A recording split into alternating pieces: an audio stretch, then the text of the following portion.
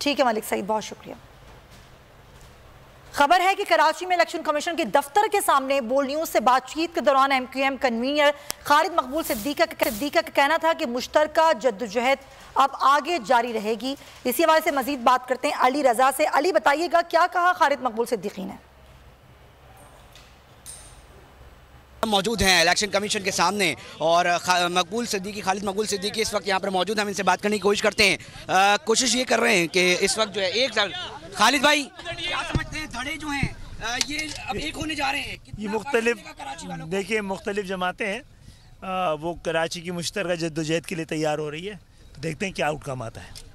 जी बिल्कुल, जद्दोजहद के लिए तैयार हो गई हैं। खालिद मकबूल सिद्दीकी का कहना है आज यहाँ पर एहतजाज जो है वो किया गया इलेक्शन कमीशन के सामने और मुश्तरका तौर पे जो कराची की जमातें हैं, कराची की जो पॉलिटिकल लीडरशिप है, वो एक साथ उन्होंने ये ऐलान किया कि हम एक साथ जो है वो इलेक्शन में भी लड़ेंगे और साथ जद्दोजहद करेंगे। और तमाम पॉलिटिकल पार्टीज जो बिलखुसूस महाजिर कम्युनिटी के ऊपर बेस करती हैं, चाहे महाजिर। ठीक है अली रजा, बहुत शुक्रिया।